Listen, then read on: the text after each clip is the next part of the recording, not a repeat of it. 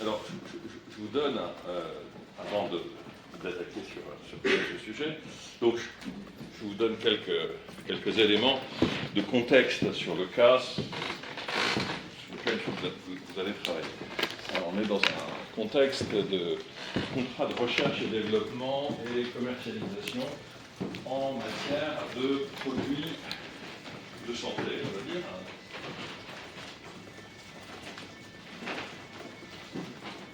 Où une société a développé un produit qu'on appelle qui est anonymisé dans le cas, ça s'appelle le produit UXYZ 19, UX619.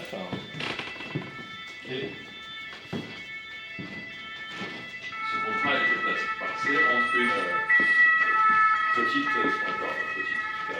entre une biotech française, des start-up dans le domaine des biotechnologies, et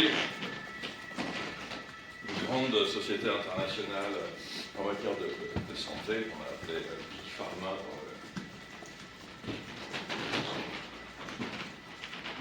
On a renommé Big Pharma dans le contrat. Et c'est un contrat qui vise à confier en fait à Big Pharma la charge de développer le produit en vue de l'obtention d'une autorisation de mise sur le marché, d'une AMM, et en vue ensuite d'une négociation, si la AMM est obtenue, d'une négociation avec des organismes payeurs, la sécurité sociale en France, la Caisse nationale d'assurance maladie en France, et puis son équivalent un peu partout dans le monde, en vue de la commercialisation du produit de santé.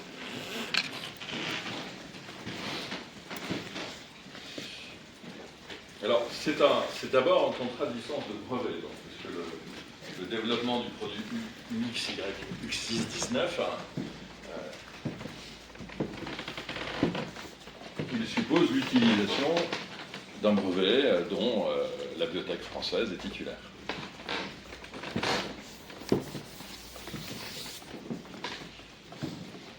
Et alors, il faut savoir que pour aller vers la commercialisation d'un produit de santé, c'est un parcours du combattant qui va se diviser en plusieurs phases. Il y a la phase 1 qui est une phase clinique où on va tester le produit pour vérifier son absence de dangerosité sur la santé des êtres humains. On va faire vraiment des expériences sur des animaux, sur tout un ensemble de démarches qui sont faites pour à la fois tester le produit et savoir quel est le dosage adéquat, ce qui peut être très sensible, et puis savoir comment le fabriquer. Vous imaginez bien que pour fabriquer un produit de cette nature, il faut pouvoir développer des équipements, une usine, développer un savoir-faire, utiliser des technologies, c'est extrêmement sensible.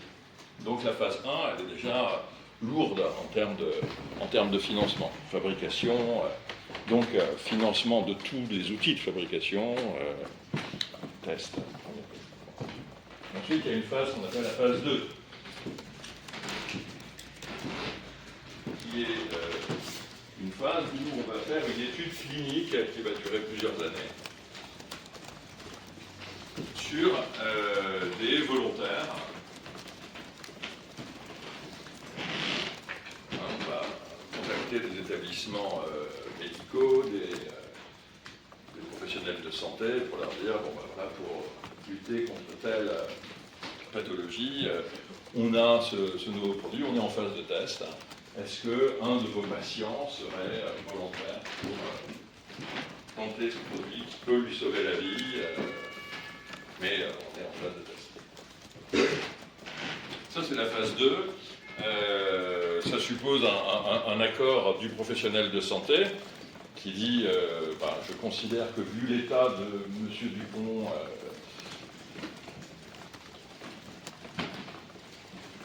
je ne trouve pas de bonne manière d'enrayer sa maladie ou de guérir.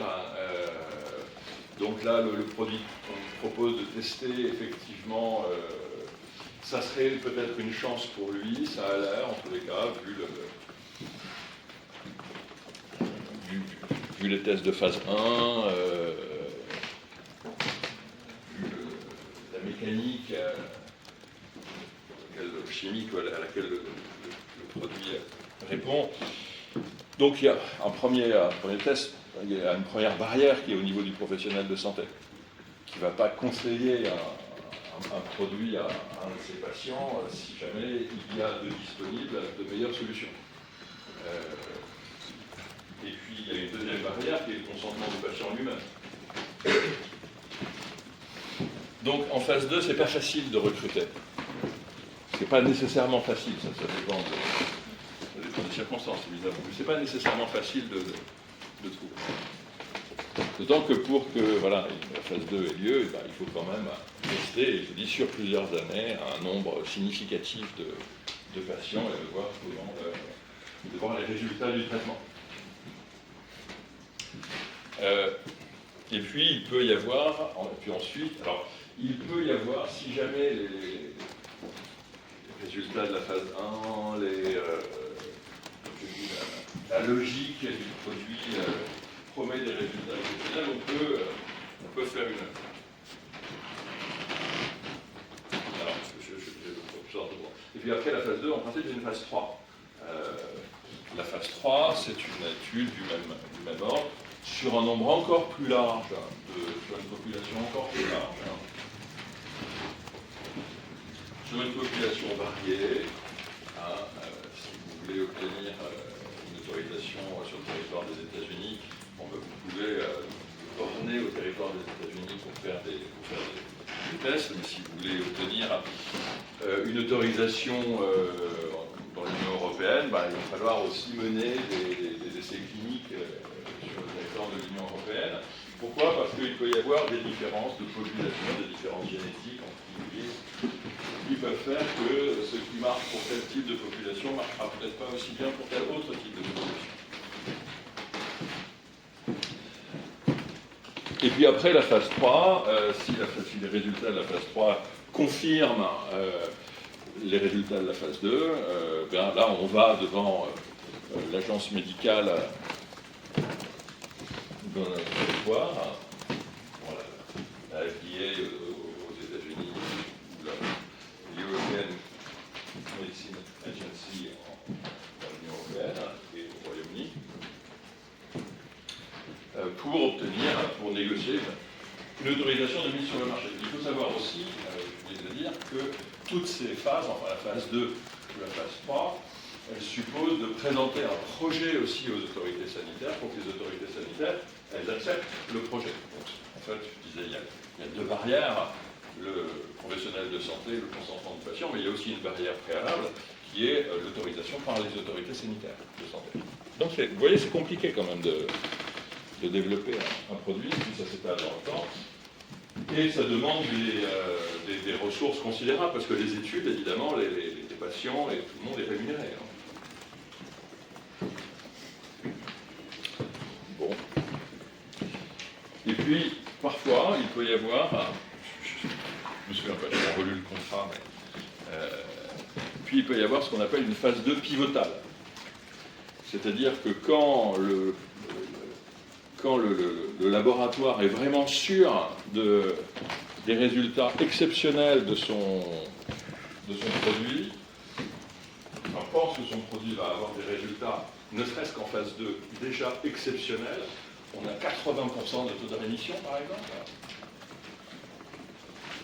Dans ce cas-là, les résultats sont tellement exceptionnellement convaincants qu'on peut passer directement au stade de la demande d'autorisation de mise sur le marché.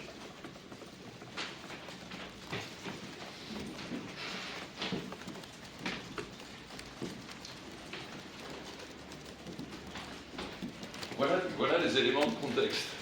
C'est pas très juridique pour l'instant.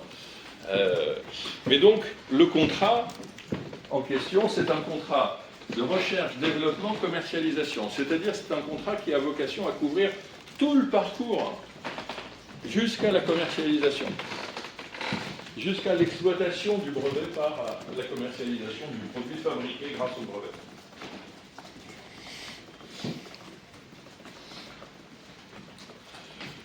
Et donc c'est un contrat, vous le voyez, qui est un contrat de long terme,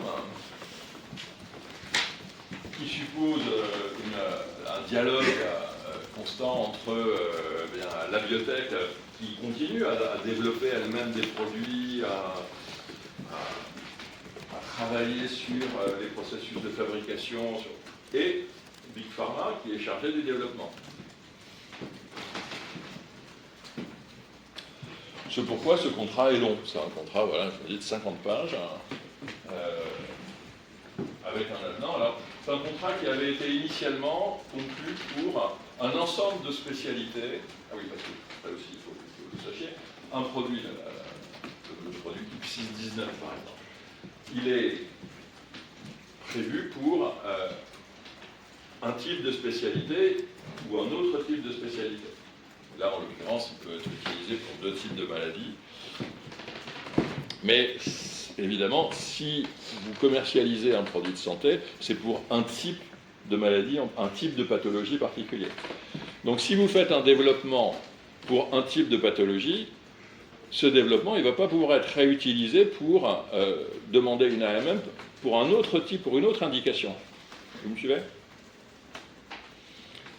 Donc là, la licence, elle est accordée pour plusieurs types de produits et pour plusieurs types d'indications. Et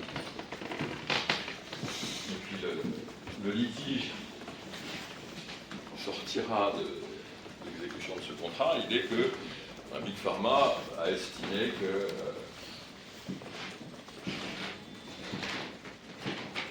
il y avait un type d'indications pour lesquelles le produit, ça valait plus la peine de continuer à le développer parce que l'évolution de la concurrence, l'évolution des autres produits de santé faisait que pour cette indication, il ne serait jamais rentable parce qu'il serait concurrencé par des produits qui arriveraient plus vite, qui seraient moins chers, qui seraient plus efficaces. Donc ils décident d'arrêter et ils poursuivent. Ils décident d'arrêter dans l'indication A2L, AL, O. Et en revanche, ils décident de continuer dans l'autre indication, une indication qui s'appelle NHL, sachant que le développement en NHL a été sous-licencié par Big Pharma à une biotech américaine spécialisée dans ce type de produit, dans ce type de recherche. Et donc la biotech américaine, qui est sous licenciée de Big Pharma, elle continue à développer les essais cliniques, mais sur le territoire des États-Unis seulement.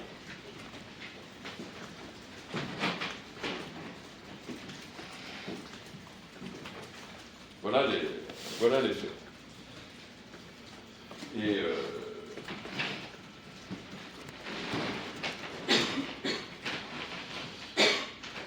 Et donc je vous laisserai, à la lumière de ces éléments contextuels, prendre connaissance déjà du contrat. Donc, je vous souhaite bon courage, hein, mais en même temps, c'est un exercice, on ne vous a jamais transmis encore de contrat complet comme ça aussi? Alors, il y a du oui, il y a du non. Alors, qui, oui. D'accord, donc 6 personnes. Et c'était quoi comme contrat? Un contrat de partenariat. D'accord, mais dans quel secteur? Mais dans quel secteur industriel? Dans le secteur des montres. Des montres, d'accord. Donc c'était pour la fabrication ou la distribution? Pour la distribution. D'accord.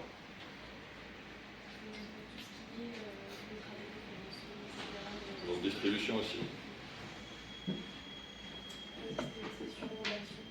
SPA, ok. C'était la création d'un revêtement spécial pour les affaires pharmaceutique. D'accord, donc ça, on est déjà un peu plus proche. Bon, parce que les grandes... Enfin, il y a des tas de...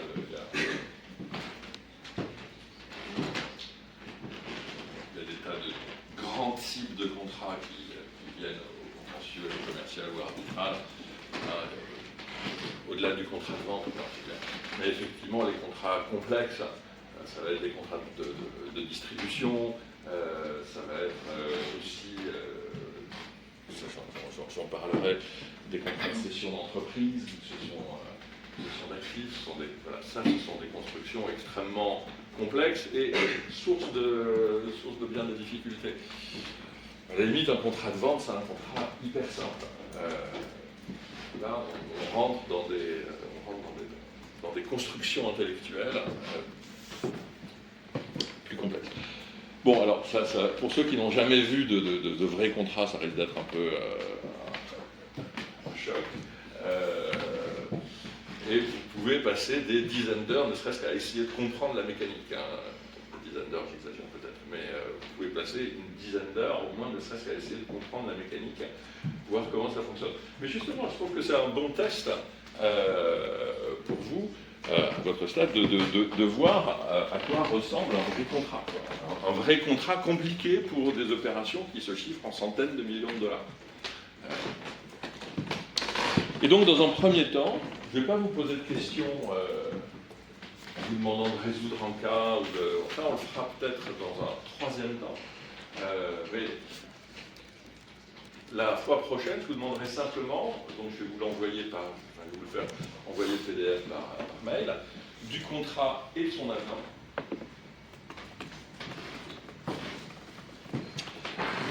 Et je vous demanderai simplement d'essayer de rentrer, de traverser la jungle, si j'ose dire, de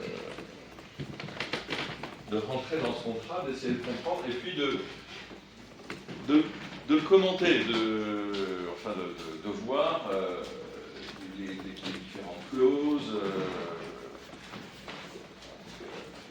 quel peut vouloir. Vous comprenez qu'un contrat de cette ampleur, inscrit dans cette durée, va nécessairement poser des problèmes d'interprétation. Et c'est pourquoi je préférais commencer par parler des questions d'interprétation. Je vais faire ça comme ça.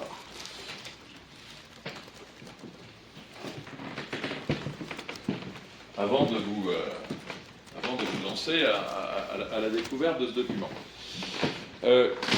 Et d'une manière générale, l'interprétation, c'est un sujet qui est sous-enseigné, alors que c'est un sujet qui est extrêmement important d'un point de vue pratique, à la fois au stade précontentieux, où vous pouvez être amené à intervenir, et évidemment au stade contentieux. Au stade précontentieux, parce que une partie non négligeable des difficultés, des différends entre les parties à un contrat, naît de ce que, avec plus ou moins de bonne foi, mais parfois en parfaite bonne foi, elles ne comprennent pas la même chose de ce que le contrat permet ou interdit.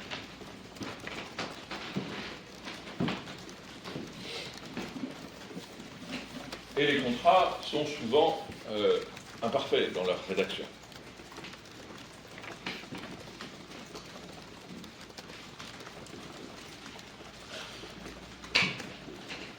Et une discussion va à ce moment-là commencer entre les parties, qui pourrait éventuellement se tenir au tribunal, mais pas nécessairement, notamment dans tout ce qu'on... Vous voyez, le succès de la médiation, etc. Un médiateur, il va aussi pouvoir guider les parties dans une compréhension raisonnable du contrat, de ce qui permet, de ce qui ne permet pas. Donc avoir la capacité de donner quelques éléments de droit, quelques éléments de raisonnement, pour guider justement l'interprétation, une interprétation raisonnable du contrat, enfin une interprétation du contrat, ça peut être précieux pour déjà au stade précontentieux, et puis ensuite au stade contentieux, pour convaincre le juge que le contrat veut bien dire A et pas A'.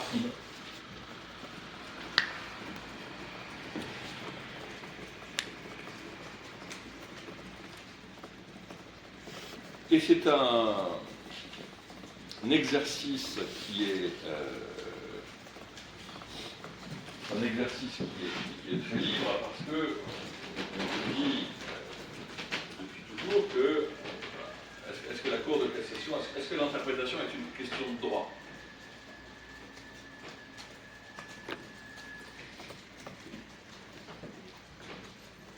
Oui.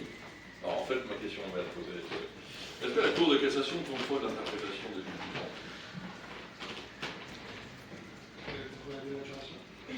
Uniquement.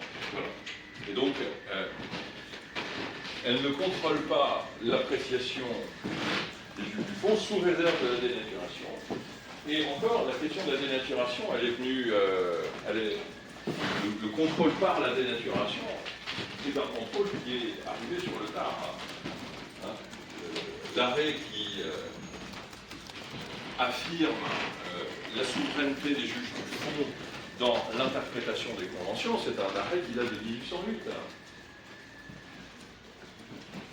Et l'arrêt qui crée le contrôle de la dénaturation, c'est un arrêt de 1872.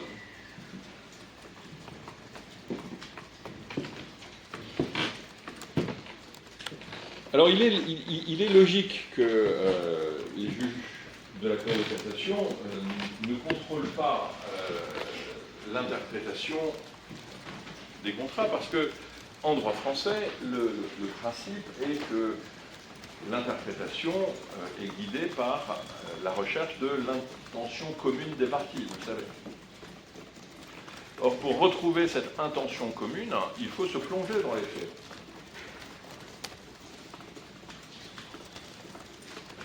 Retrouver cette intention commune, ce n'est pas une question de droit. C'est une recherche qui est d'ordre factuel, historique. Et donc, il n'entre pas dans la mission de la Cour de cassation de rentrer dans la connaissance des faits et l'appréciation qu'en a eu le juge du fond.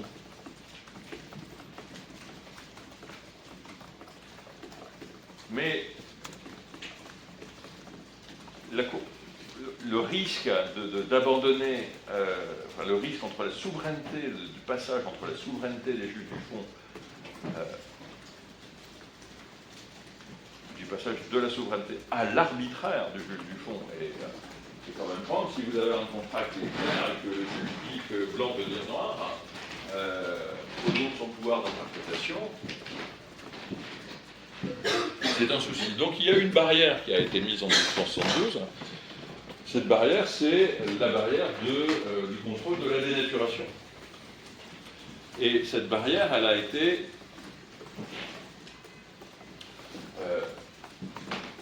inscrite dans le Code civil. Elle figure aujourd'hui à l'article 192.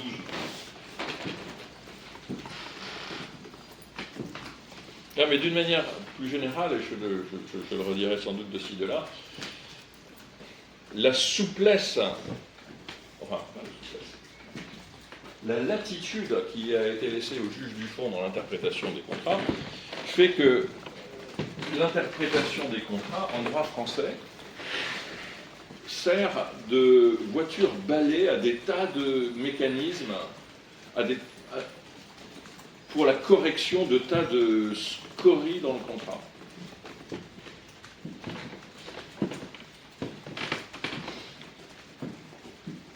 Et on place sous le pavillon de l'interprétation des choses qui dépassent de loin la recherche de l'intention commune des parties.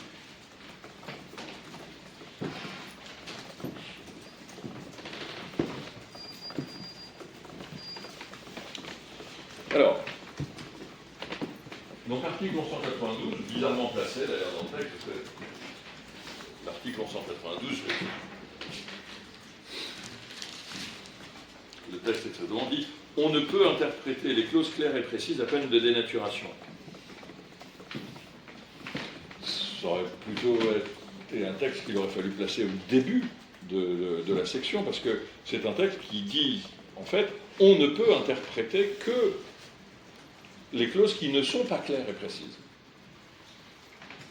Et donc, ce texte donne en fait la clé d'entrer dans l'exercice de l'interprétation. Pour qu'il y ait lieu à interprétation, il faut constater une ambiguïté. Le texte veut dire une chose et une autre, ou une obscurité.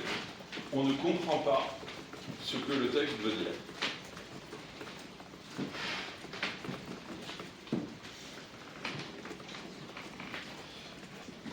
Donc, et c'est le premier point que je voudrais aborder avec vous, c'est la nécessité d'une ambiguïté pour ouvrir l'exercice d'interprétation. Et puis ensuite, on verra quelles sont les manières de résoudre justement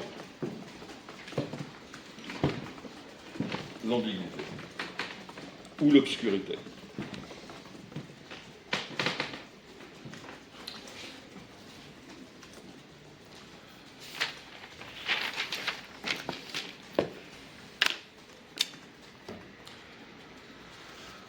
Quand peut-on dire qu'un texte est clair et précis? Alors, c'est aussi autre chose que je signale. L'interprétation, c'est toujours un exercice d'analyse d'un texte.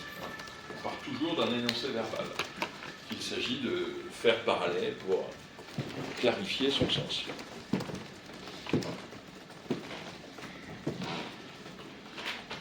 C'est très difficile de savoir quand on peut dire qu'un texte est clair. C'est difficile de le formuler de manière générale. On peut dire quand il veut dire quelque chose et qu'il ne veut dire qu'une seule chose. Quand il veut dire quelque chose à première lecture, sans qu'il soit besoin de s'interroger sur ce que les parties ont voulu dire.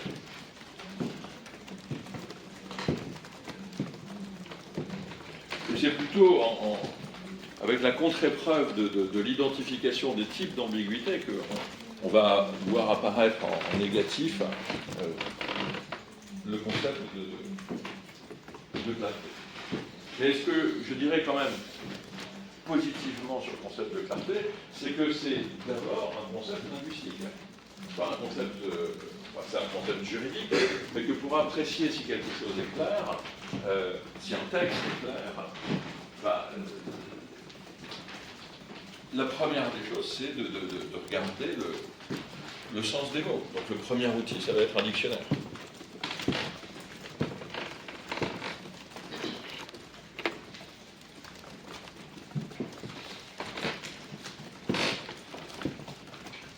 Et si le sens est apparemment clair, à ce moment-là, l'autre partie, peut-être qui veut que le texte dise autre chose que ce que linguistiquement il a l'air de vouloir dire, va se battre pour essayer de montrer que non, cette clarté n'est qu'apparente, en réalité c'est ambigu pour telle et telle raison. Est-ce qu'il n'y a pas une pratique dans les contrats de définir littéralement tous les termes qui pourraient poser problème? Ça j'y viendrai un peu plus tard, justement. Pour faciliter, pour guider l'interprétation et notamment limiter le champ, la technique des clauses de définition est devenue extrêmement commune pour les contrats un peu compliqués. Dans le contrat que je vous passerai, par exemple, je crois qu'il y a 8 pages de définition.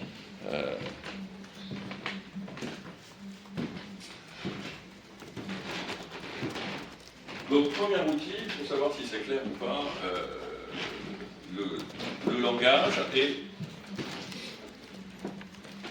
et donc le concept de clarté, il est objectif.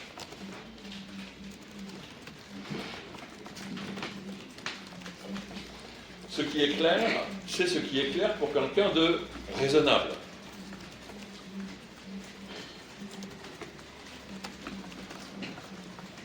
À la simple lecture du texte qu'il s'agit d'interpréter.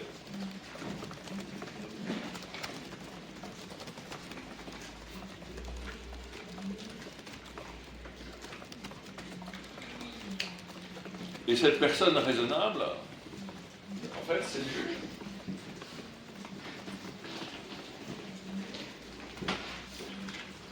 qui veut dire que quand je dis le concept de clarté est objectif, oui, enfin, c'est une objectivité relative, parce qu'elle se rapporte au cerveau du lecteur.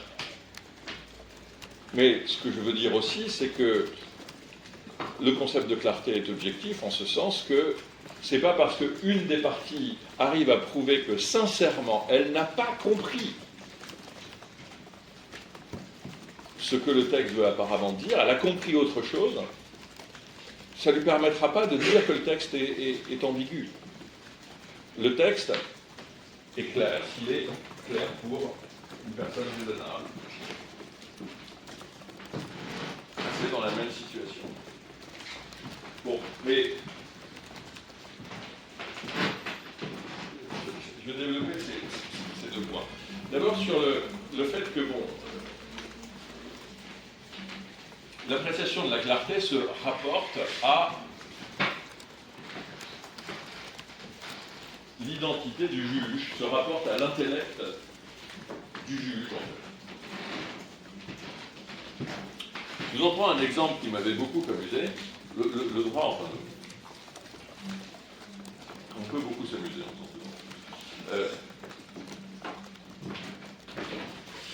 C'est une affaire, un contentieux fleuve qui mettait en cause les techniques de commercialisation et le concept économique d'une entreprise qui s'appelait Axe Expansion, qui était une entreprise éditant un magazine pour les professionnels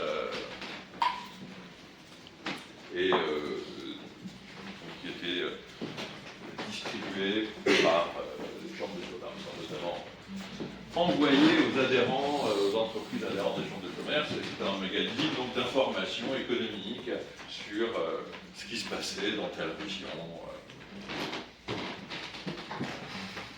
Et ce magazine se finançait par de la publicité,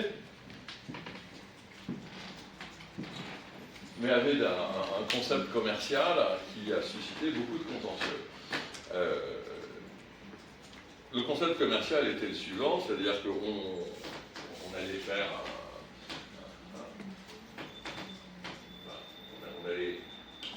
une parution pour le trimestre prochain, on allait voir une entreprise en disant ah ben on va faire un focus sur votre entreprise et son secteur, c'est tellement intéressant ce que vous faites, etc. Et puis avec une interview du PDG, du fondateur, c'est tellement un homme exceptionnel, on va faire un portrait, etc. Bon, vous voyez, on est un peu à la limite du public-reportage dans le concept, et en disant bon, ben, ça serait quand même sympa de nous passer une pub, on est gratuit, mais il faut bien qu'on se finance, la quantité a un coût. Et assez souvent, bon, bah, l'entreprise dit bon, ok, je signe. Alors le bon de commande a été toujours présenté sous la même forme, c'est un bon de commande, un document, voilà, une page, c'est tout, avec un bon de commande, le destinataire, voilà, et avec juste un carré central, un rectangle central, maintenant,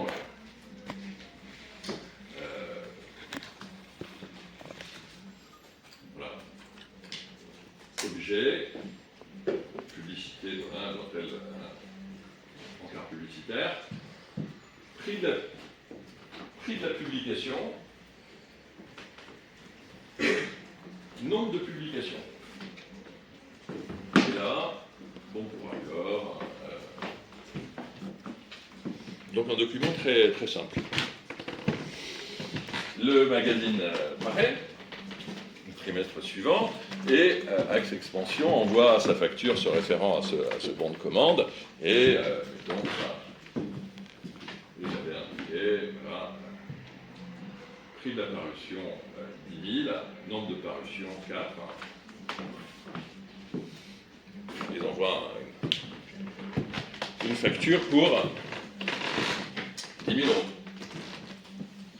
Prix de la publication 4 et prix de la publication 10 000, nombre de publications programmées 4. Et là, le service financier de l'entreprise l'entreprise paye la facture, aucun problème. Puis le trimestre suivant, hop, rebelote, ils refont, ils republient la publicité, très bien. Et Axe Expansion renvoie une facture de 10 000. Et là, il y a un certain nombre d'entreprises qui disent, ah ben non, non, on a payé 10 000 pour 4 publications.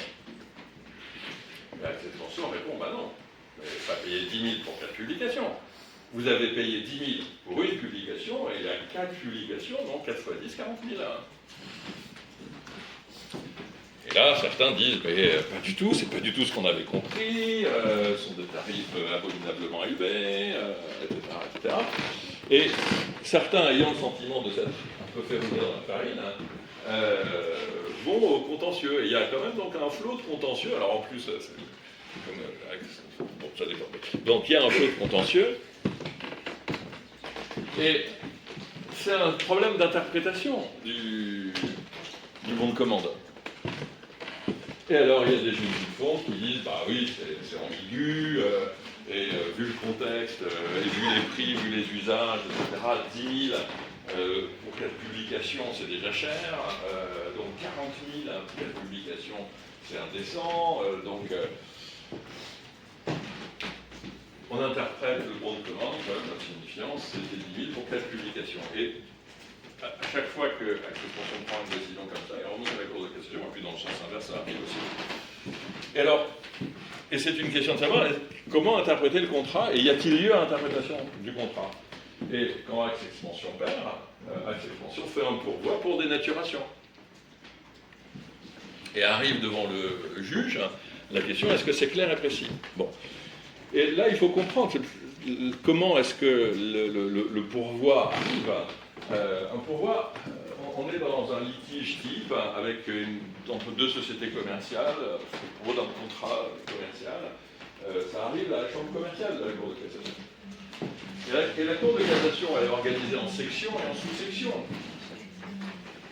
Et il y a une section pour les procédures collectives, il y a une section pour le bancaire, il y a une section pour le transport, et il y a une section pour les contrats qui se rattachent à aucun des autres secteurs. Et cette section, elle est composée de 7-8 magistrats, il y a une sous-section.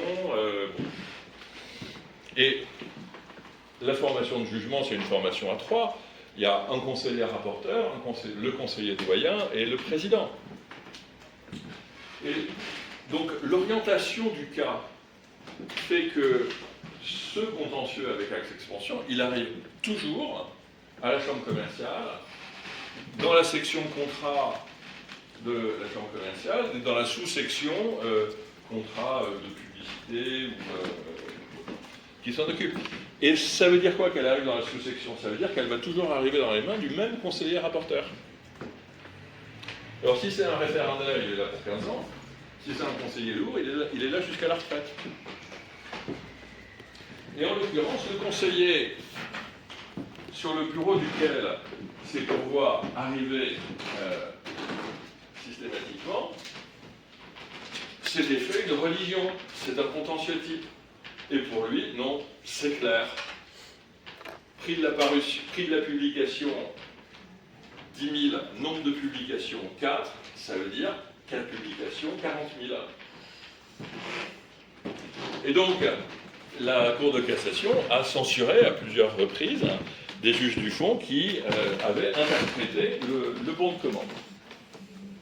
Et vous imaginez bien qu'avec cette expansion, à chaque fois qu'il y avait un contentieux, sortaient les 2 arrêts de la Cour de cassation qui avaient censuré pour dénaturation, généralement ça calmait le juge du fond.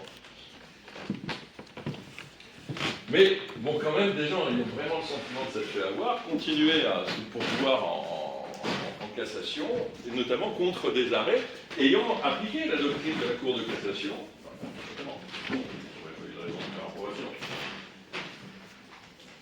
Contre des arrêts ayant appliqué la doctrine de la Cour de cassation, et on dit c'est clair et précis. Et un de ces pourvois est arrivé alors que le conseiller rapporteur qui traditionnellement traitait ces pourvois avait pris sa retraite. Et donc un nouveau conseiller rapporteur arrive et voit le dossier arriver et voit que ce que son collègue avait fait, lui, ne le convainc pas du tout. Pour lui, c'est absolument pas clair.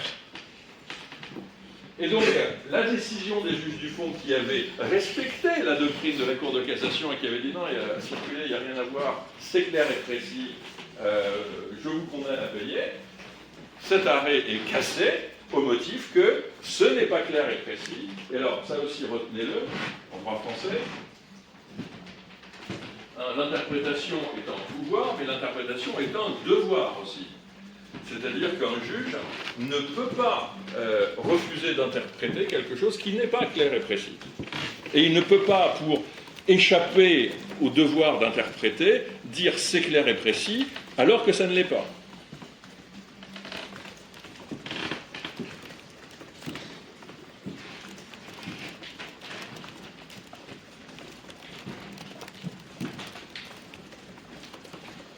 Et voilà, c'est un arrêt de la Chambre commerciale du 7 juillet 2009 qui a mis fin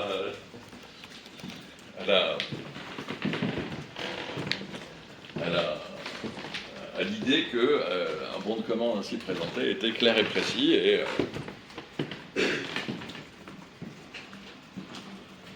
cette expansion, ensuite, je ne sais pas si elle a changé son mode de présentation de ses bons de commande ou si elle a fait faillite. Mais fin de l'histoire. Voilà, mais je prends cet exemple pour vous montrer qu'il y a quand même, la clarté est un concept qui a sa relativité. C'est un concept qui est fondé sur une analyse linguistique, dans un contexte, mais qui a quand même sa relativité. Maintenant, je vous prends un autre arrêt, qui là aussi, je pense, pourra imprimer votre mémoire. Je ne sais plus aussi, il est passé étonnant. C'est un arrêt Axaban, et qui montre que le test de la clarté est effectivement un test objectif.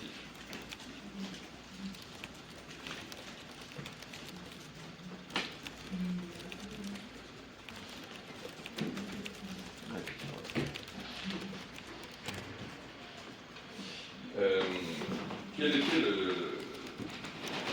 contexte? Le contexte, c'est un litige entre AXA Bank et un de ses clients.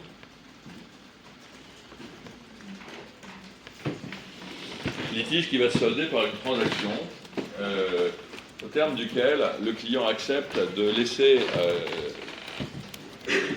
pendant au moins 2 ans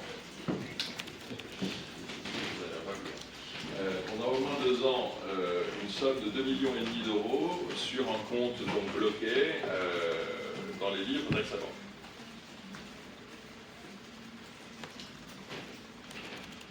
Et cette somme est rémunérée. Une somme qui est convenue qu'elle lui sera rémunérée.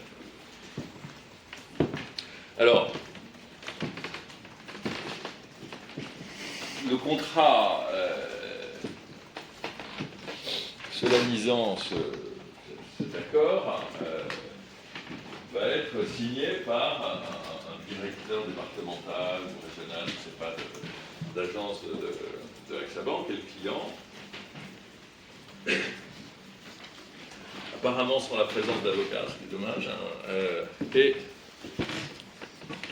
le contrat prévoit un taux de rémunération des sommes de 4,20%. Et le client fait rajouter à la main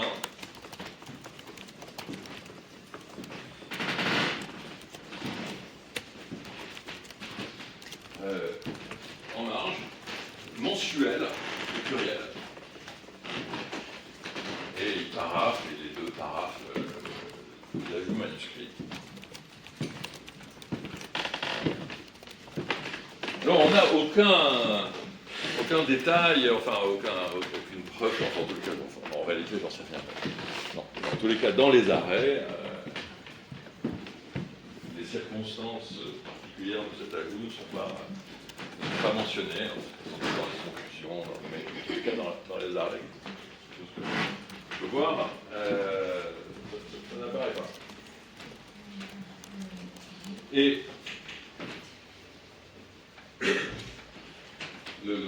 passe, AXA verse sans doute à la fin du premier trimestre ou à la fin du premier semestre une somme au titre des intérêts rémunérant les fonds.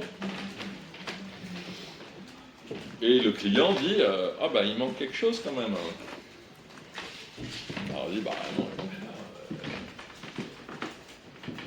Imaginons voilà, à la fin du semestre, vous avez versé 2,10% sur les 2 500 000, non il manque rien. Il fait bah si quand même, donc, c'est pas 4,20% par an, hein, c'est 4,20% par mois. Et là, le directeur de l'agence dit vous êtes fous, 4,20% par mois, on n'a jamais vu ça. C'est la bonne blague. Hein. Bon, la bonne blague, on peut trouver au tribunal.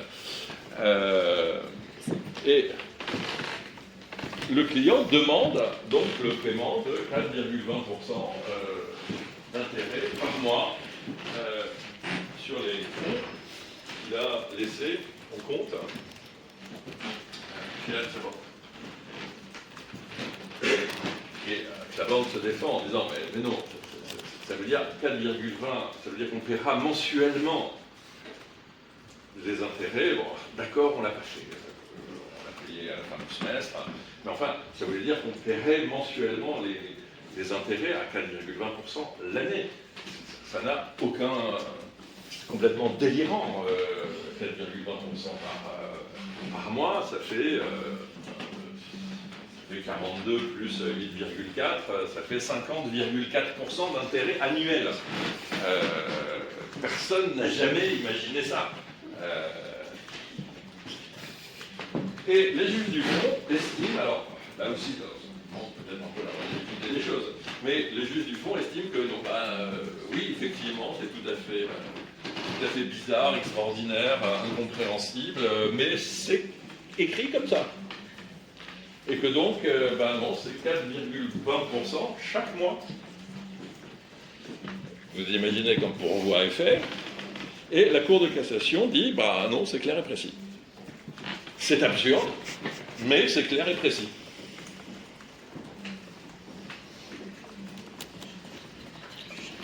Alors, je vous donne la référence d'arrêt, parce que ça, ce sont aussi bien avec l'expansion que AXA Bank, ce sont des arrêts qui sont signalés nulle part, mais qui peuvent, dans une discussion, quand même un peu glacer le sang de l'interlocuteur pour les utiliser dans la direction qui vous arrange. Donc c'est un arrêt de la Chambre commerciale du 2 décembre 2014, et le numéro de pourvoi étant le 13-22-332.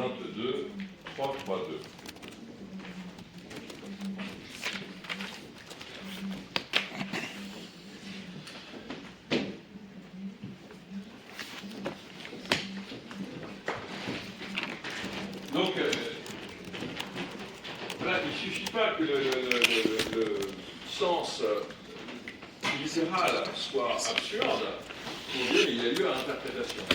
Et comprenez bien, ça a sa logique.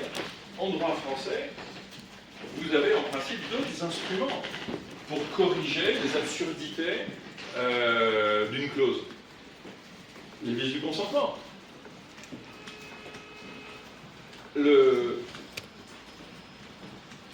Les clauses abusives aujourd'hui. Éventuellement, aussi l'article 194 du Code civil qui dit que les conventions obligent non seulement à ce qui est exprimé, mais à toutes les suites que la loi d'usage de l'équité donne à l'obligation d'après sa nature.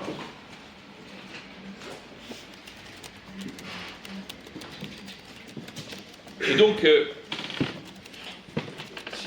si on veut éviter que l'interprétation empiète sur ces autres domaines, il faut respecter les limites de l'interprétation. Et quand même quelque chose lu littéralement est clair et précis, mais absurde, ça n'ouvre pas droit à l'interprétation. Alors, ce que je dis là est également relatif. Parce qu'on trouve aussi d'autres exemples où justement, on a utilisé les ressources de l'interprétation pour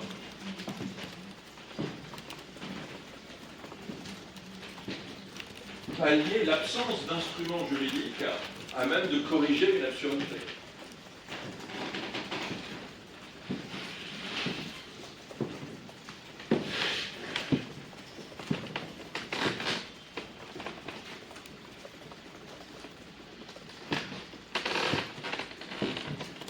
Je vous en donne à nouveau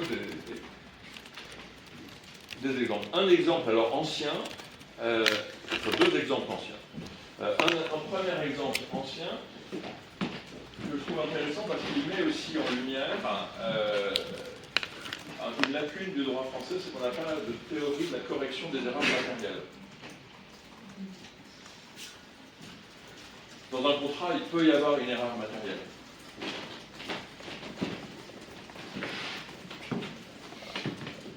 Et autant dans un jugement, on a dans le code de procédure civile un des articles relatifs aux erreurs matérielles, autant pour le droit des contrats, on n'a rien de particulier.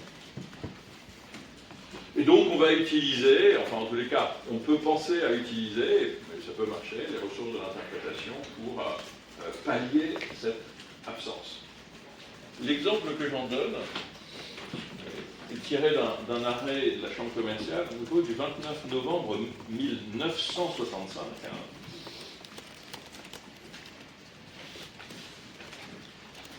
Mais là aussi, c'est un très bel exemple. On était face à un bail commercial qui avait été renouvelé 2 fois. Et dans la dernière version du bail, il y avait une clause très classique qui avait été modifiée sans que apparemment personne n'y prenne garde. Cette clause était la clause d'agrément du cessionnaire en cas de cession du bail. La clause d'agrément du cessionnaire en cas de cession du bail. Vous savez qu'en droit français, le locataire,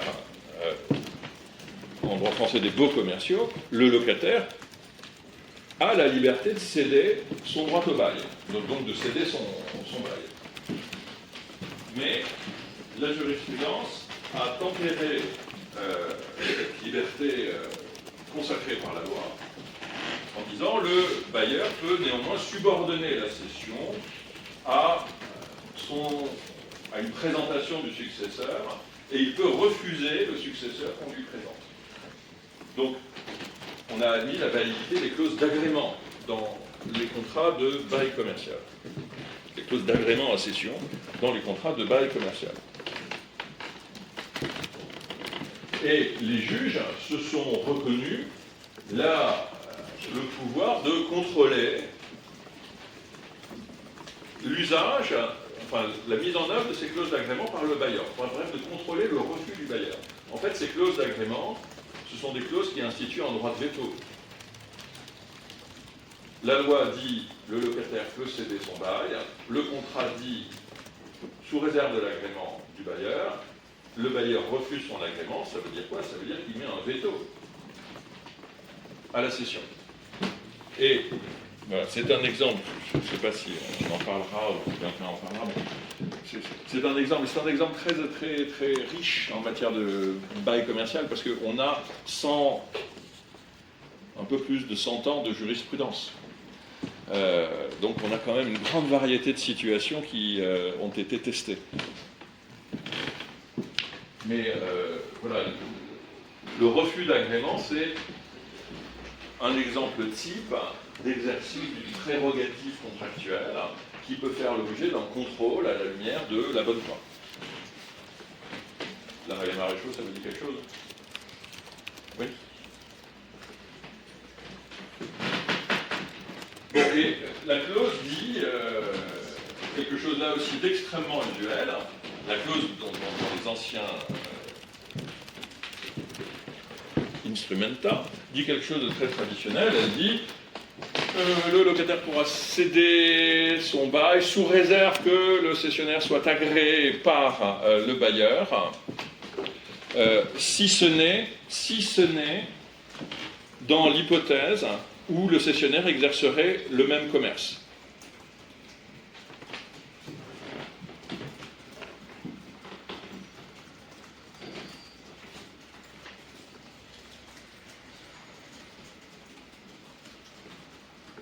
Le locataire ne pouvait céder son droit au bail. Bon, bref.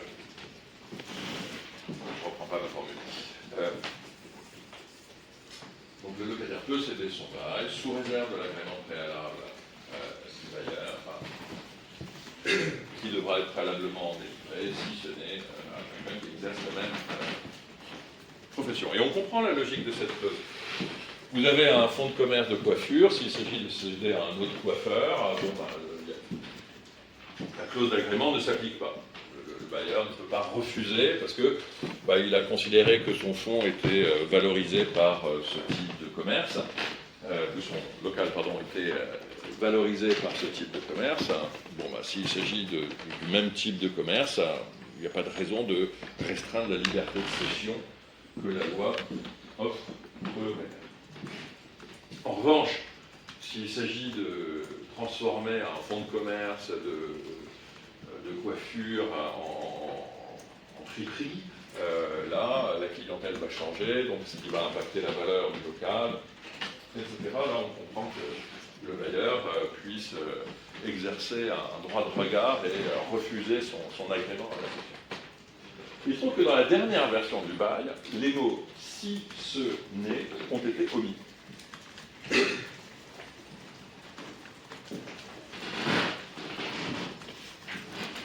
Ce qui inverse complètement le champ d'application de la clause d'agrément.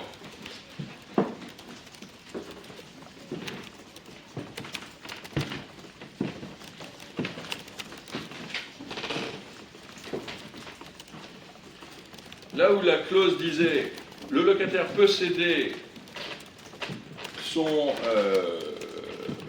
droit au bail, peut céder son bail,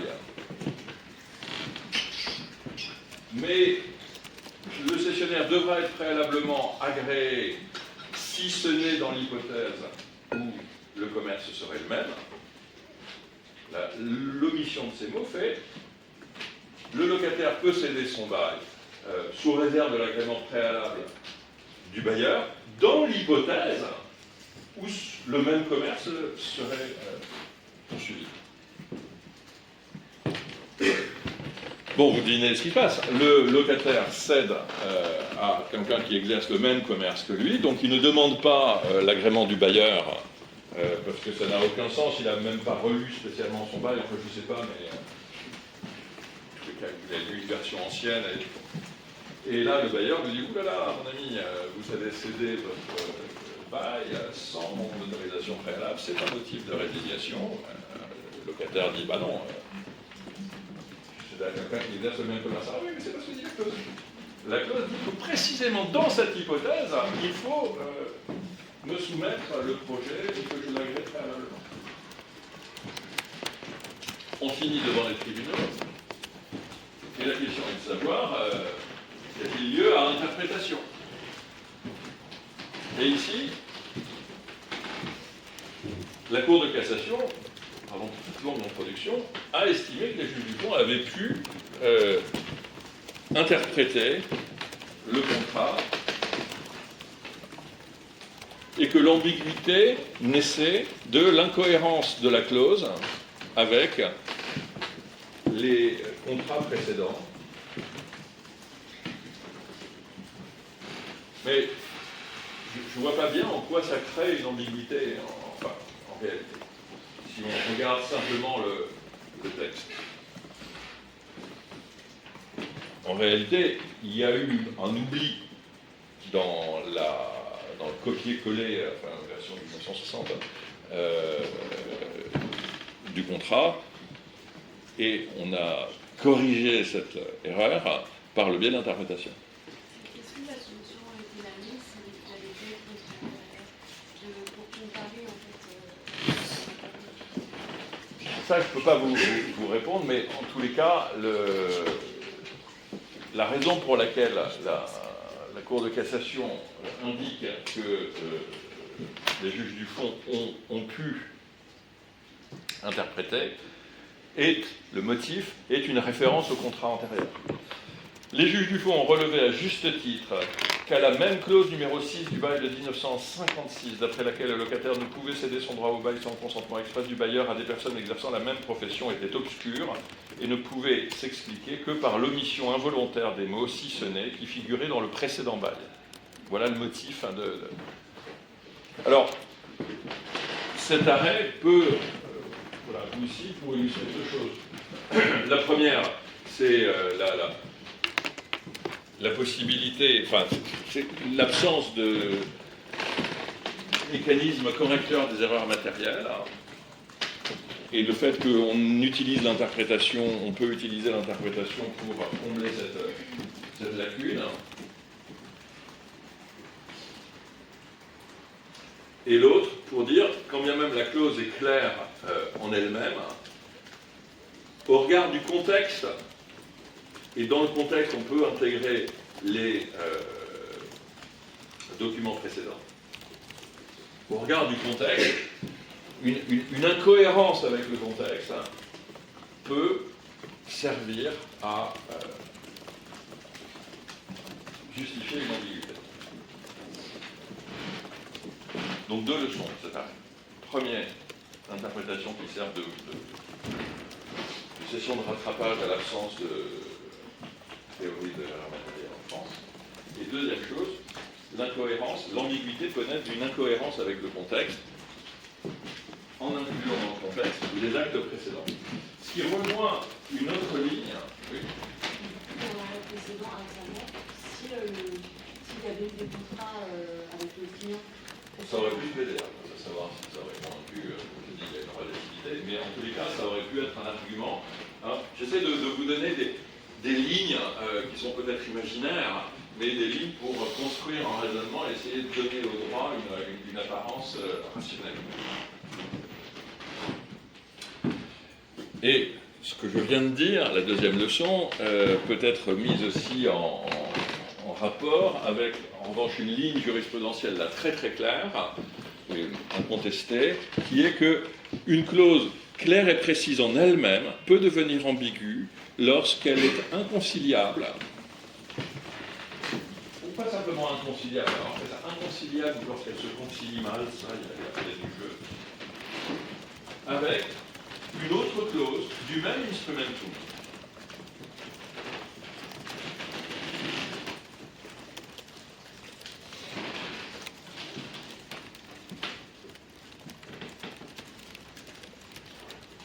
Ça, pas besoin de vous donner de référence pour ça, vous les trouverez très, très facilement.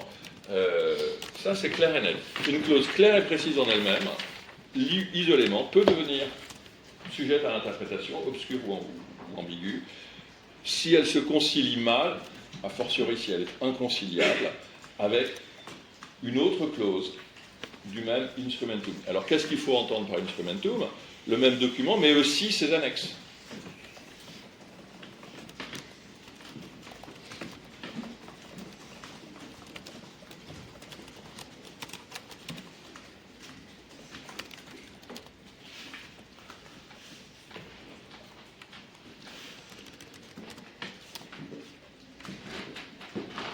Et est-ce que dans cette idée d'incohérence avec le contexte, on peut inclure aussi des éléments de fait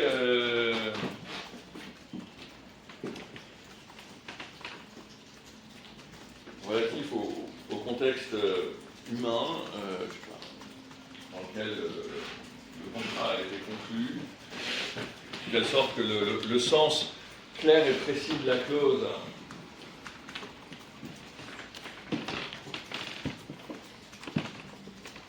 mériterait néanmoins interprétation s'il est incohérent avec l'intention commune des parties, telle que le contexte permet d'identifier. Ça ça ouvrirait encore plus large les portes de l'interprétation. Mais il y a un vieil arrêt qui peut être cité au soutien de cette idée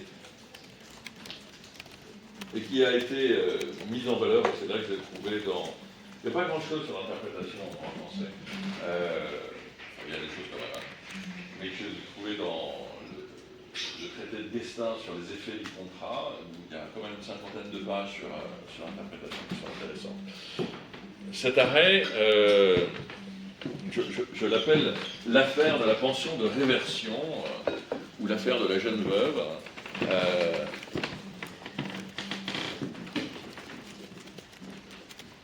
C'est un arrêt du 31 octobre 1934. Que vous trouverez au Ciré 1935, en première partie en page 7. Mais là aussi, c'est un arrêt que je vous lis parce qu'il est... Voilà, je pense qu'il est de nature à marquer les mémoires. On est donc dans les années 30 du siècle précédent. Il n'y a pas de sécurité sociale, il n'y a rien, et une personne a dirigé une société pendant longtemps, et il est décidé de lui permettre de prendre un repos bien mérité et de lui octroyer une pension de retraite très confortable. On peut imaginer le degré de confort. La société en cause, c'est la Société des Bains de Mer de Monaco. Ça peut être bien. Et ce monsieur s'appelle Camille Blanc. Et puis, parce que...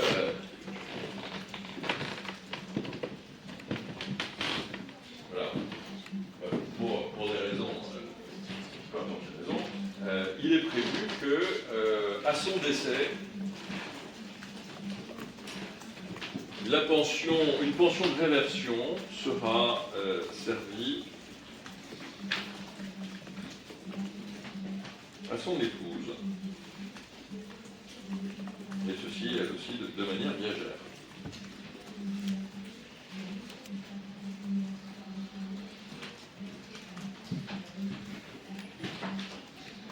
Alors voilà, je vous livre donc imaginez, le monsieur, il quitte la société à 70 ans, donc il démissionne de son mandat, mais bon, à 70 ans, on est en 1930, et on prévoit une pension de retraite avec une réversion au profit de son épouse, qui est là, qui l'a toujours accompagné. Vous êtes le CFO de l'entreprise. La pension, elle est quand même de 150 000 francs par an, ce qui, à l'époque, vous pouvez bien plutôt 1,5 million d'euros par an.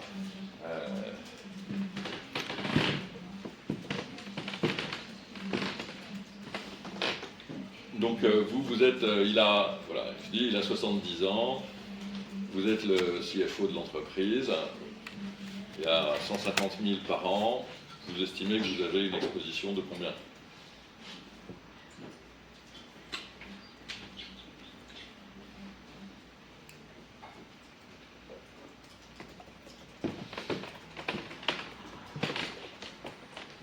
On va prendre, voilà, mademoiselle. On aura une idée, moins d'un siècle, plus d'un siècle Plus d'un siècle, vous risquez de payer pendant plus de 100 ans. C'est-à-dire vous lui prêtez une espérance de vie jusqu'au vénérable âge de 170 ans. Alors, il y a des exemples bibliques, mais... voilà. Vous lui donnez combien d'espérance de vie ? 10. 10, oui, voilà, 10, bon, 15, parce que quand même, c'était Bains de Mer de Monaco, il va être en bonne santé.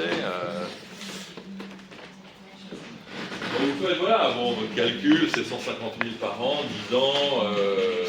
Bon, il y a la veuve. La veuve, vous estimez à quoi ? La veuve, elle est, c'est pas indiqué, mais c'est dans les statistiques, elle a fait 3 ans de moins que lui, 5 ans de moins que lui, donc elle a 65 maintenant. Est-ce que les femmes vivent plus longtemps que les hommes ? Voilà, des dizaines d'années de dites, on est parti pour 20 ans, maxi, quoi.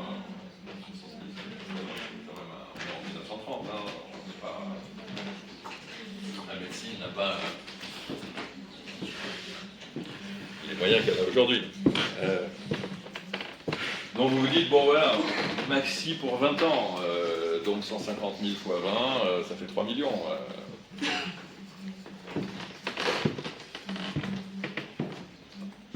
Vous faites votre calcul comme ça. Hélas, le cours des choses vient déjouer vos calculs. C'est-à-dire que contrairement à ce qui se passe habituellement, c'est madame qui meurt en premier. Alors là, côté trésorerie, on se dit, oh bon, mais juste, hein. Mais le cours ordinaire des choses continue à se passer, continue à être dérogatoire. Enfin, le cours des choses continue à être dérogatoire à l'ordinaire. Le vieux Camille Blanc se remarie à quelqu'un de plus jeune. Alors pour enjoliver le cas, on peut imaginer qu'il se remarie à quelqu'un de beaucoup plus jeune. Mais il finit quand même par décéder. Et qui vient demander la pension de réversion? La jeune veuve. Et alors imaginez qu'elle est jeune, tout est relatif. Imaginez qu'elle ait 50 ans. Ah, vous prenez 30 années de plus hein, en prévision.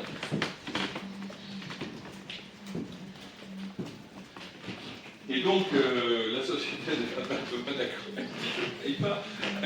Moi, j'avais quand j'avais dit la pension de réversion, c'était pour la vieille dame qui était là. Pas pour l'autre. Pas pour la nouvelle.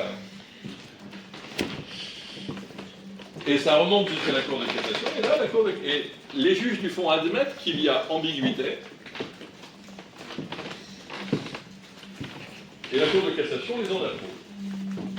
Et donc ils interprètent le contrat en disant, quand le contrat disait avec une pension de réversion au bénéfice de Madame Camille Blanc, c'était elle.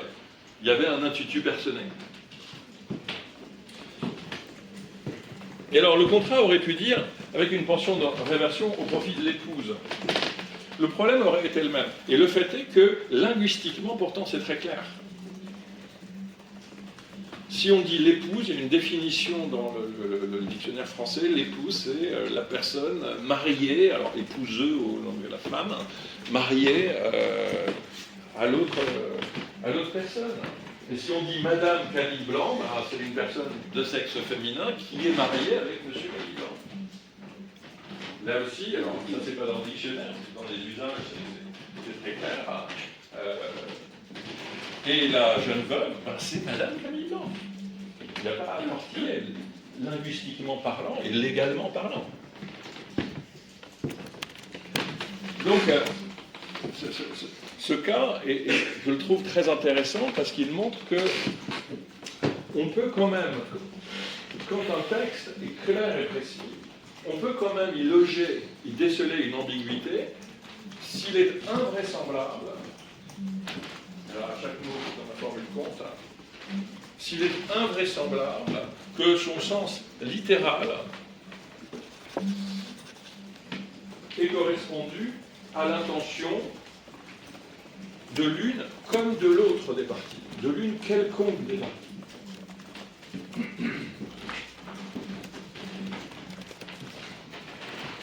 Alors, on peut essayer de soutenir ça, c'est sur la base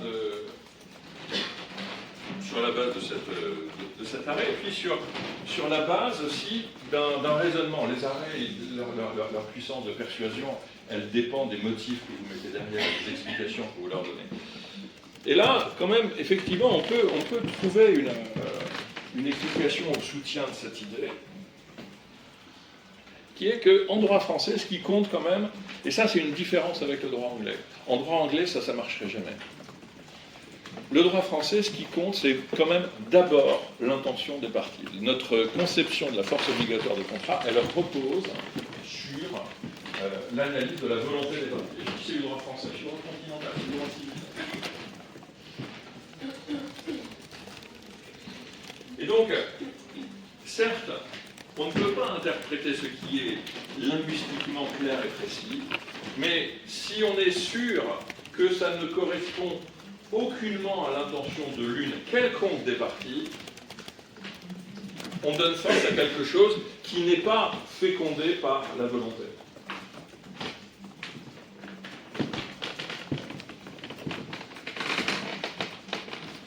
Et donc si vous arrivez à convaincre le juge que personne n'a pu penser que la Camille Blanc en question, ce serait quelqu'un d'autre que la dame qui avait accompagné M. Camille Blanc et qui était son épouse au moment, dans sa vie professionnelle, et qui était son épouse au moment de la signature de la Convention. Donc si vous arrivez à convaincre le juge que cette signification ne peut pas correspondre à l'intention de l'une quelconque des parties, à ce moment-là, peut-être effectivement, vous pouvez dire ça ne peut pas s'appliquer tel quel. Ça ne peut pas avoir force obligatoire parce que ça ne correspond pas à la volonté de l'une quelconque des parties. Peut-être la manière dont vous pouvez justifier de trouver ici matière à interprétation. Je pense que nos commentateurs doivent toujours prendre pour l'interprétation et dire que non, moi je pensais l'inverse de ce que vous pensez. Bien sûr, et c'est pour ça qu'il y a cet arrêt et cette observation, elle est à mettre en parallèle avec l'arrêt AXA-Bank.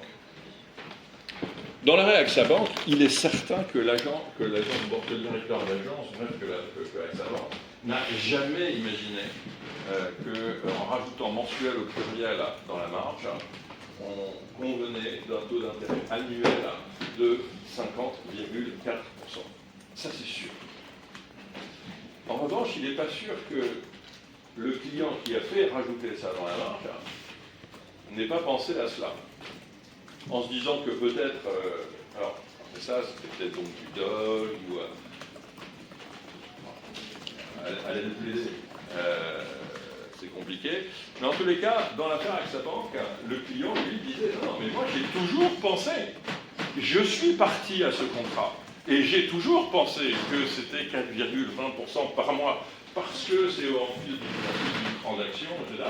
Donc sans doute c'est extraordinaire, mais ça résulte d'un contrat extraordinaire où AXA était obligé de faire des concessions extraordinaires pour que je mette fin à mon action à la rencontre. Alors que dans l'affaire Camille Blanc, celle qui se prévaut du contrat, elle n'était même pas partie au contrat, et on pouvait effectivement penser que de part et d'autre, du point de vue des parties, Madame Camille Blanc, ça n'avait pas la signification abstraite et générale que le terme peut revêtir. Et ceci m'amène à une dernière observation sur synthèse, observation à laquelle je vous demande de prêter attention, qui est que les mots sont trompeurs. C'est une des raisons pour lesquelles la question d'interprétation est tellement importante. La pensée est concrète. Et quand vous rédigez un contrat, vous mettez en forme les hypothèses concrètes que vous avez dans la tête. Sauf que les mots peuvent dépasser votre pensée.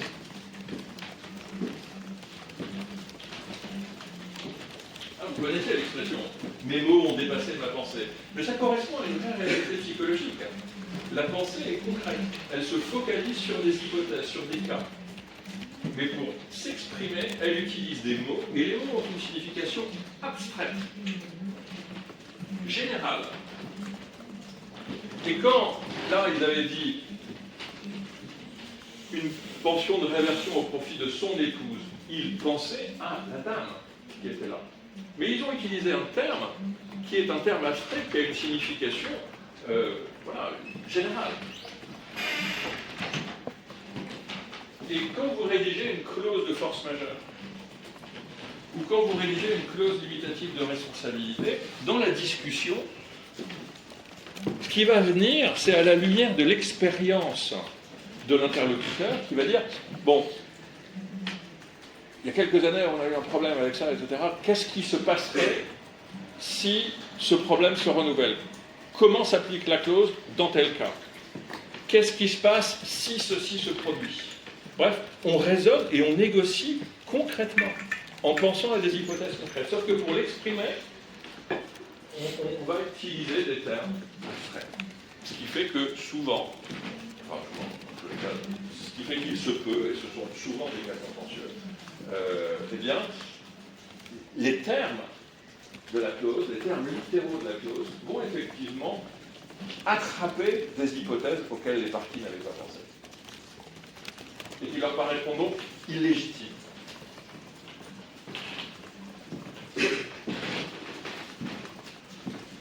Et ça, comme je le disais, c'est une assez grosse différence avec l'optique anglaise. Dans l'optique anglaise, ce qui compte, c'est le black letter of the contract.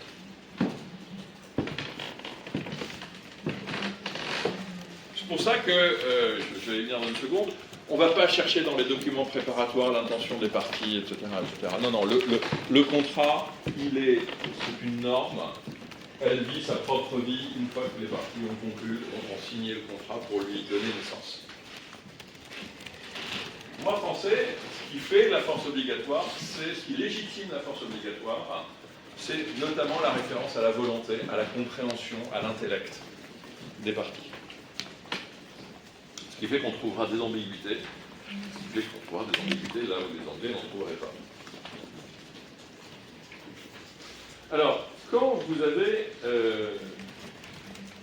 identifié, donc, alors si vous convainquez qu'il y a ambiguïté,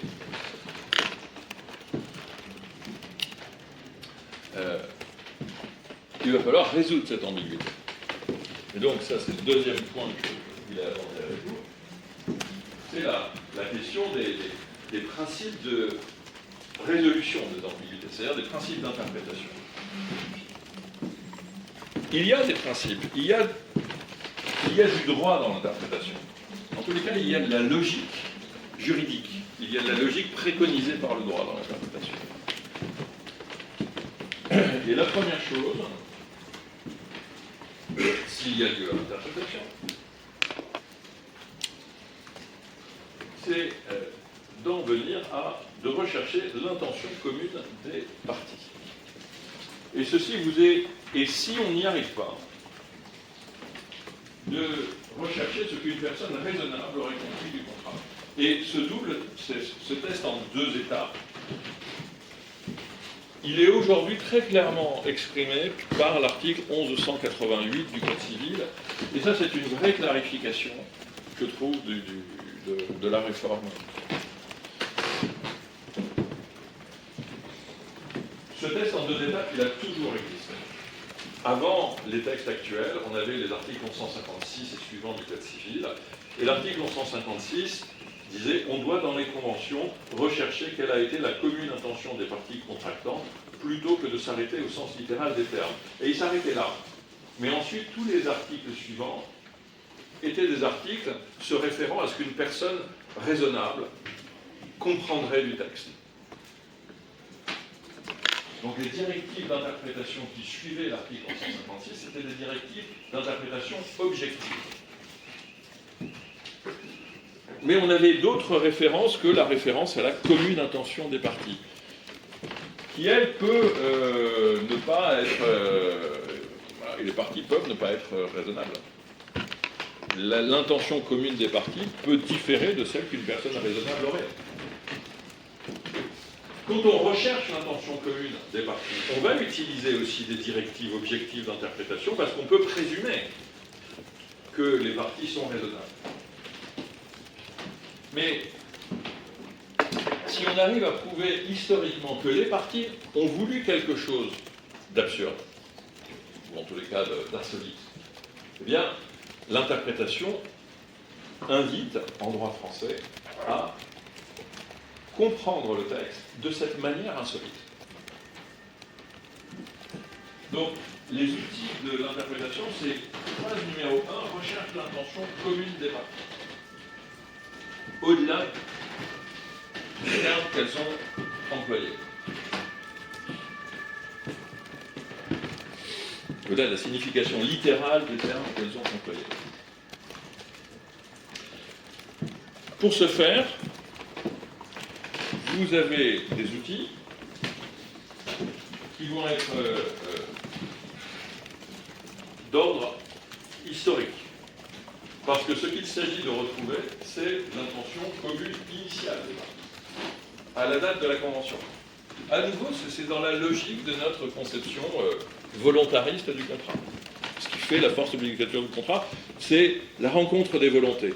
Et donc il faut se placer à la date de la rencontre des volontés pour mesurer la portée qu'il convient de donner à un texte, la portée obligatoire qu'il convient de donner au texte convenu. Et ça, vous avez aussi, je ne vous les cite pas, mais pas mal d'arrêts qui précisent ce point. C'est à la date de la conclusion du contrat qu'il faut se placer.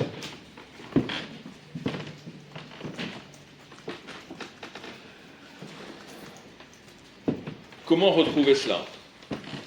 Ben, vous avez des procédés qui sont bien connus. La recherche dans les documents précontractuels.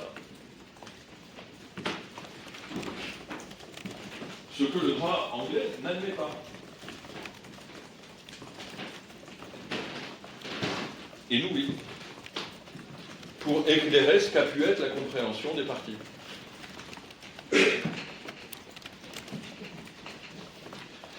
Et aujourd'hui, la recherche dans les documents précontractuels, elle est particulièrement fructueuse grâce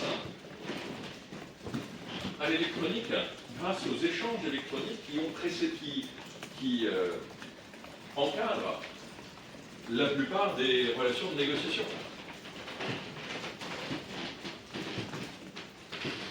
Prenez-vous machin, c'est le lumière, vous avez le soleil en plein dans les yeux, vous pouvez... c'est vous qui savez. Donc non seulement il y a les échanges de mails, il y a les échanges de projets, ce sont des documents très, très intéressants à récupérer pour les affaires importantes. Dans une société, on va établir des rapports qu'on va montrer au COMEX, on va faire des jolis PowerPoint, qu'on va présenter à un comité théodule de décision. Donc on a, et qui va exprimer ce qui était compris à une certaine date. Donc, grâce à l'informatique, on a des outils pour aller profondément dans la recherche archéologique du processus de formation du consentement. Et vous avez un autre processus qui est extrêmement utile, qui est le markup. Vous avez tous utilisé. Est-ce que quelqu'un n'a pas utilisé l'outil révision dans Word? Tout le monde l'a utilisé? Non, tout le monde l'a. Vous l'utiliserez. Dans Word, vous avez une fonction qui est révision. Dans des onglets en haut à droite. Si vous annulez cette fonction, si vous mettez votre texte Word en mode révision, ce que vous allez enlever du texte va apparaître en bulle, ou si vous l'avez laissé dans le texte, ça va rester dans le texte en couleur et barré. Et ce que vous ajoutez va apparaître dans le texte dans une autre couleur, en bleu par exemple, et on peut savoir qui a écrit quoi. Enfin, sauf si vous avez émulé dans les métadonnées une anonymisation des commentaires.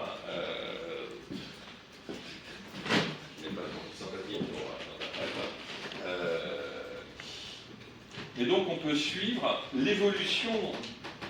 L'interprétation, c'est la compréhension d'un texte. On peut suivre l'évolution des versions d'un texte en réclamant, en examinant les versions du contrat au fur et à mesure, et de voir qui a enlevé quoi, quand, et éventuellement pourquoi, lorsque la modification a été assortie d'un commentaire. Dans les révisions, vous avez aussi la possibilité de créer des bulles de commentaires, qui peuvent être des questions. Mais qu'est-ce que ça veut dire ça? Est-ce que par exemple, dans tel cas, on sera de... Et là, quand, en tant que tribunal, vous récupérez en tant que conseil, vous récupérez les versions successives du document contractuel, vous pouvez beaucoup plus facilement voir comment, effectivement, le sens que les parties ont voulu donner à la clause s'est formé. Donc voilà, ça ce sont des premiers outils, les outils rétrospectifs. Deuxième outil, regardez quel est le comportement des parties dans l'exécution. Quels sont puis aussi éventuellement la communication. Le comportement des parties dans l'exécution est un bon indice de ce qu'elles ont compris qu'elles pouvaient faire ou ne pas faire. Donc ça peut jeter rétrospectivement une lumière sur leur compréhension initiale des termes du contrat. Et puis vous avez en arbitrage la cross-examination qui va permettre de faire éventuellement apparaître les personnes qui assistaient, qui ont pris part à la négociation, et puis on va les interroger et on va sonder leur mémoire, voir ce qu'elles avaient compris, leur poser des questions, voir comment elles répondent.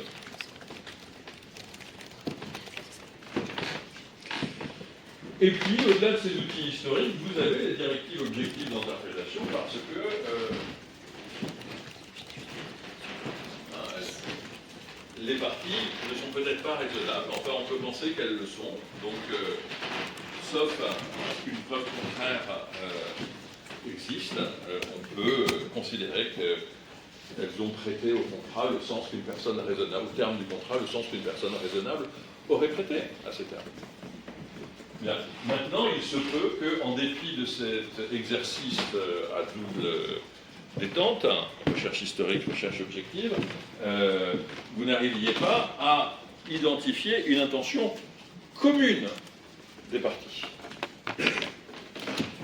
Et en réalité, c'est très fréquent.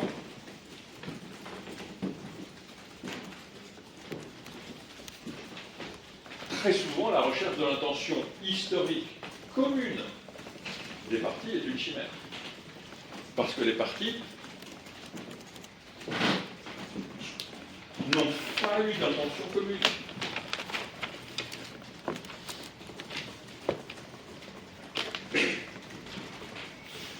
Ça, c'est la première hypothèse. Ou la deuxième hypothèse, parce que vous n'arrivez pas à retrouver cette intention commune. Alors, première hypothèse, les parties n'ont pas eu d'intention commune. Ben, c'est le cas de tous les contrats d'adhésion.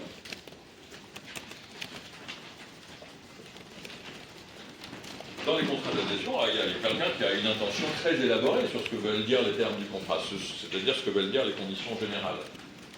Il a payé un avocat pour le faire, pour les rédiger. Et l'avocat, ils ont discuté des clauses, donc là, il y a une intention. Mais l'autre partie, qui n'a vraisemblablement même pas lu les conditions générales, elle, quelle a été son intention? Si elle ne les a pas lues, elle a été nulle. Or, ça, si vous ne le savez pas, vous devez le savoir, hein, vous devez l'apprendre. Les conditions générales valent quand bien même elles n'ont pas été lues. Le texte aujourd'hui de l'article 119 nous dit qu'il faut que les conditions générales aient été acceptées. Mais je crois que ce texte ne pourra pas faire l'économie de l'impératif pratique qu'il y a à appliquer les conditions générales, même quand elles n'ont pas été lues, si du moins elles ont été signalées et qu'elles étaient disponibles. La jurisprudence antérieure se fixait sur cette idée. Les conditions générales, quoi qu'elles n'aient pas été lues, sont applicables à partir du moment où, leur existence était signalée, premier critère. Et dans la mesure où, second critère, la partie intéressée avait la possibilité de les connaître. Elles étaient disponibles. Si ce double critère est rempli, les conditions générales s'appliquent. Et alors pourquoi est-ce que je reste un peu là-dessus? C'est parce que aujourd'hui, alors pas dans des contrats qui ont été très négociés comme celui que je vous passerai, mais dans des contrats simples, notamment pour des prestations de services répétitives ou pour des ventes répétitives, qui est en rapport pour la conclusion du contrat? Quand il s'agit d'un... Voilà, vous avez une entreprise qui propose de fournir des services ou des biens, c'est toujours les mêmes, c'est toujours le même type d'opération, elle le fait, c'est automatique. Qui qui fait contracter l'entreprise? Le service achat, le service vente. C'est qui le service achat, le service vente? C'est pas le service juridique, ce sont des opérationnels. Est-ce qu'ils ont lu les conditions générales? Non, jamais. Est-ce que les conditions générales s'appliquent? Ils communiquent par email. Et dans les emails, en revanche, le service juridique a dit vous mettez toujours un footer type, hein, vous mettez votre signature, et sous votre signature, vous mettez une mention type. Tout contrat qui serait passé par notre entreprise est soumis aux conditions générales accessibles au lien suivant, www. Vous avez un lien hypertexte qui renvoie aux conditions générales.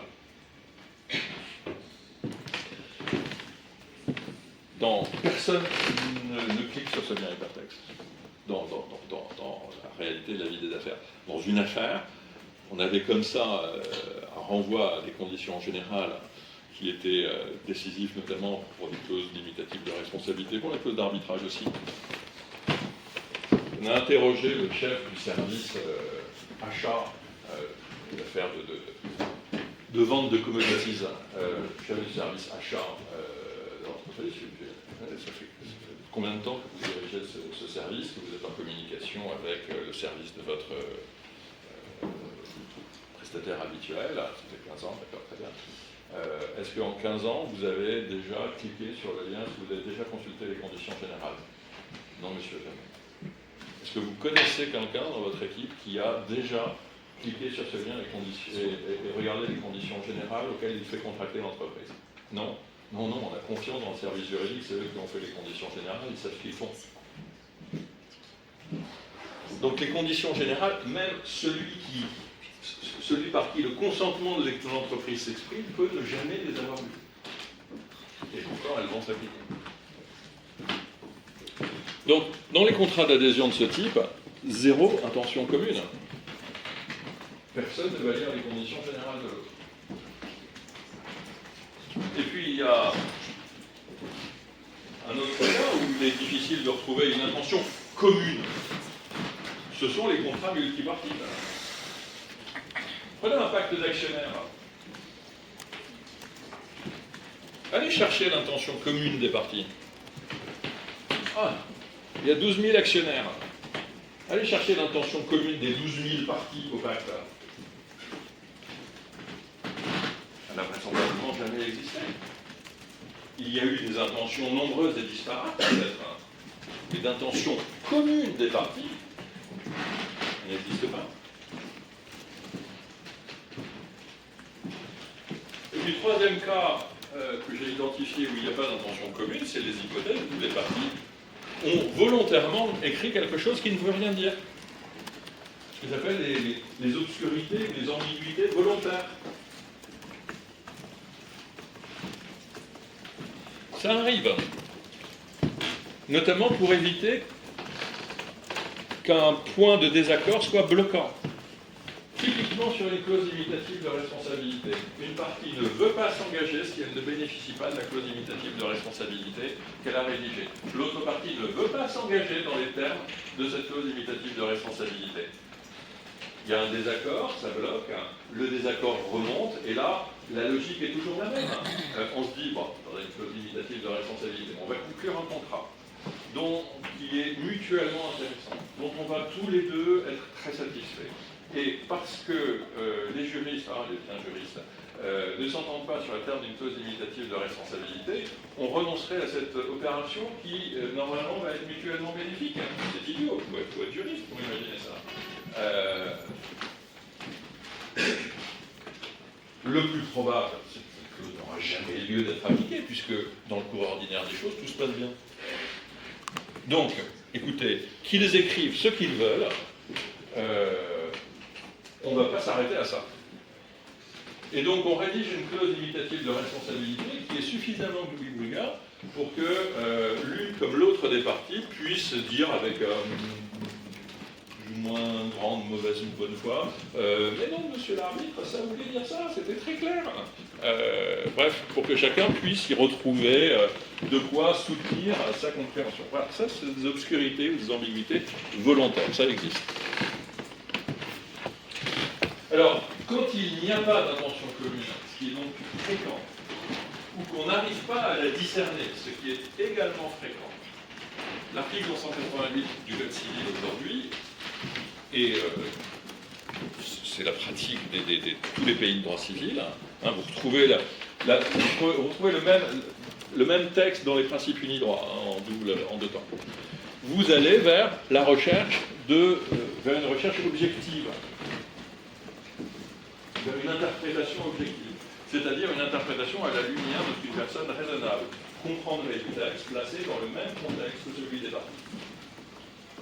Ça, c'est ce que nous dit l'alinéa 2 de l'article 188. Et puis les articles suivants, et anciennement les articles 157 et suivants, donnent un certain nombre de directives renvoyant à ce qu'une personne raisonnable comprendrait. Et ça permet de tracer le portrait de la personne raisonnable au sens de ce texte. Cette personne raisonnable, c'est une personne, j'accélère un peu parce que je vois qu'il est 10h54, on est jusqu'à 11h, c'est ça ? Cette personne raisonnable, c'est une personne qui est d'une part rationnelle et d'autre part ordinaire.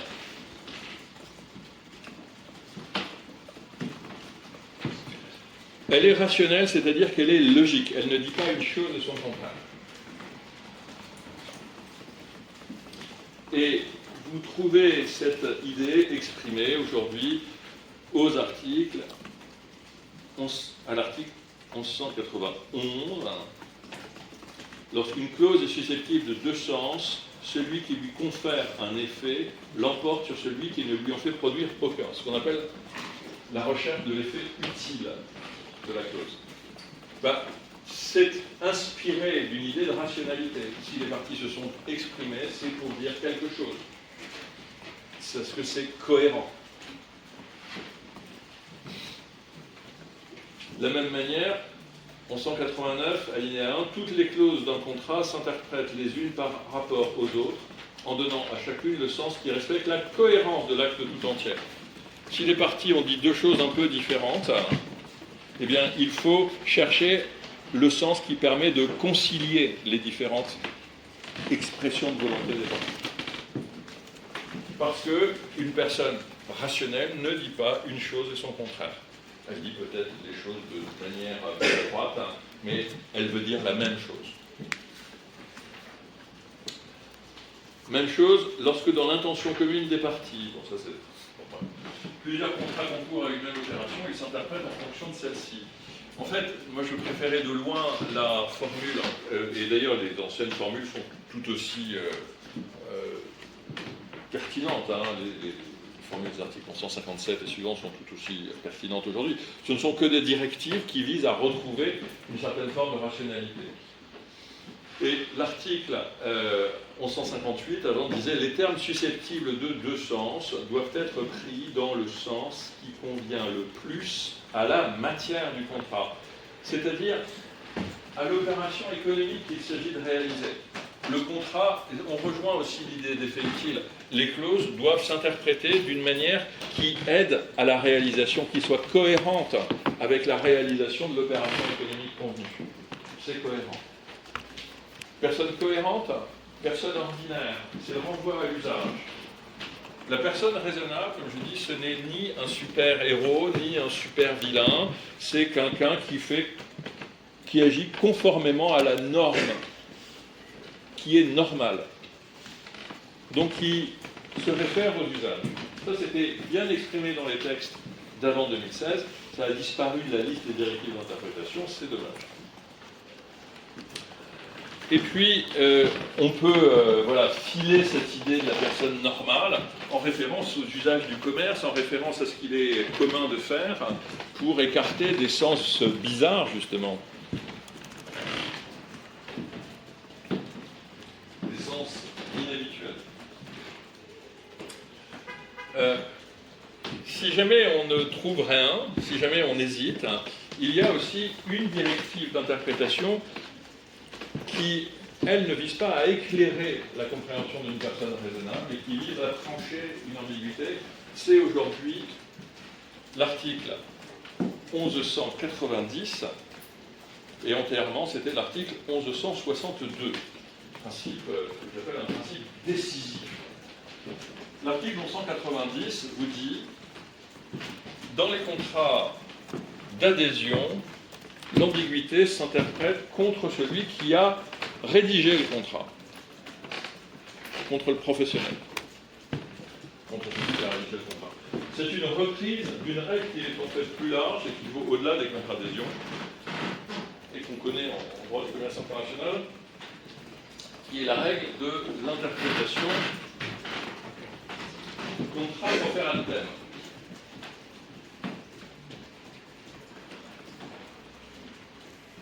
C'est-à-dire contre celui qui a écrit la clause.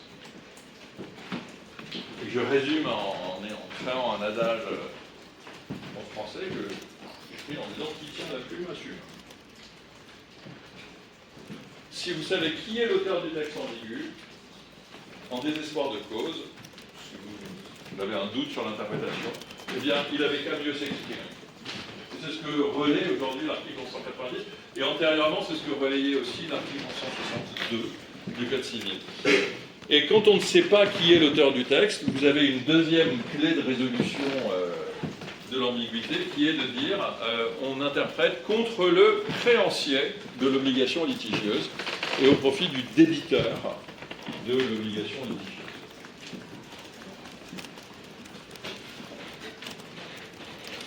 Voilà, et ce principe, il n'a rien à voir avec la recherche de l'intention de qui que ce soit, ni des parties, ni d'une personne raisonnable. C'est pour ça que c'est un principe qui pourrait échapper à l'idée que les flux du fonds sont souverains. C'est une règle de droit, et d'ailleurs en droit de la consommation, ce même principe existe, et il a été reconnu comme une règle dont le respect est contrôlé par la Cour de cassation.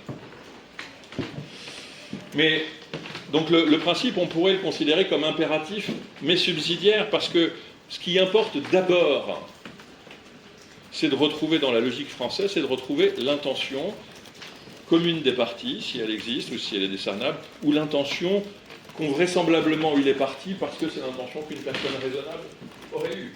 C'est pour ça que dans le contentieux, l'argument tiré de l'article 1190, c'est un argument qu'on fait toujours, ou tiré de contrat coopératif, c'est un argument qu'on fait toujours, mais qui a une force de conviction assez limitée parce que c'est pas dans la logique de l'interprétation. Et puis enfin, mais ça je vous en parlerai la fois prochaine en discutant du contrat que je vais vous envoyer. Et puis enfin, vous avez des clauses relatives à l'interprétation.